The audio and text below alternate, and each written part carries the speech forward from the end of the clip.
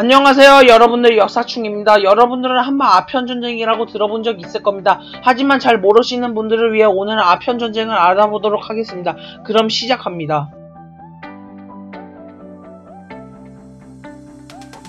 1780년 중국이 되기 전 청나라는 차가 굉장히 많이 팔렸다. 또 차뿐만이 아니라 비단과 도자기 등도 많이 팔았다. 유럽에 많이 팔았고 특히 영국이 청나라에 차를 많이 사갔다. 이때 영국은 중국에게 은을 주고 중국은 차를 주었다. 하지만 중국의 차를 대량으로 계속 사오다 보니 영국은 남는 게 없어 무역 적자가 심해지고 있었다. 그래서 영국은 식민지 인도에게 청나라의 아편을 팔라고 했다. 그리하여 인도는 청나라의 아편을 팔아 청나라에게 은을 받고 그 은을 영국에게 주고 인도는 면제물 같은 걸 받았다. 이것을 삼각무역이라고 한다. 여기서 아편을 만드는 과정을 알아보면 양귀비라는 꽃이 있는데 그 양귀비의 덜 익은 꼬투리에 상처를 내어서 하얀색 유액이 나오게 하고 이를 건조시키면 황색 덩어리가 된다.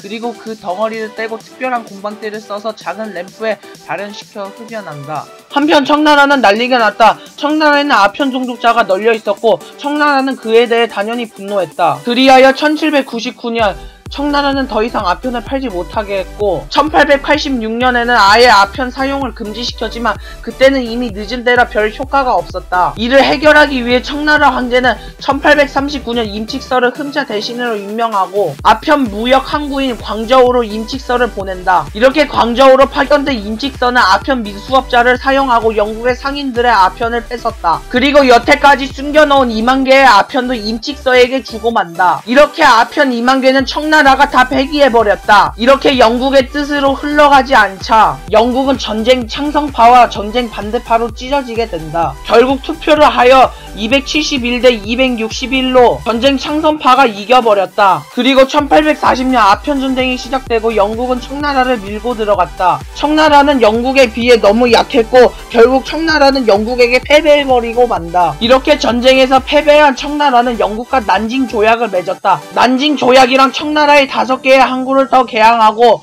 공행을 없애고 또 홍콩은 영국 땅으로 하는 조약이었다. 하지만 10년 뒤 영국은 청나라에서 이득을 더 보고 싶어서 청나라를 또 침략하려고 했다. 그래서 영국은 핑곗거리를 찾다가 사건이 터졌다. 청나라 광저우에서 청나라 관리들이 영국 해저선 에로호에 걸려있던 영국 국기를 던졌다. 하지만 이건 그렇게 큰일도 아니었지만 영국은 이걸 핑계삼아 또 청나라를 침략하려고 했다. 또 영국 말고도 프랑스도 같이 참전했다. 마침 그 당시에 프랑스 선교사가 청나라에서 처형되는 일이 발생하여 프랑스도 같이 참전하게 됐다. 이렇게 프랑스로 비롯해 미국, 러시아까지 같이 참전을 한다. 이렇게 1856년 2차 아편전쟁이 발발한다. 영푸연합군은 순식간에 광저우를 점령하고 텐진까지 점령하여 청나라는 더 이상 버틸 수 없어 결국 영푸연합군과 텐진조약을 맺었다. 텐진조약이랑 청나라의 항구를 10개를 더 개항하고 아편 무역을 합법화하고 기독교를 공행하는 조약이었다. 이렇게 조약이 체결되긴 했지만 청나라 정부의 강경부들이 이 조약을 무효라고 주장하자 청나라 군은 영푸연합군을 막았다. 이 일로 전투가 다시 벌어지고 말았다.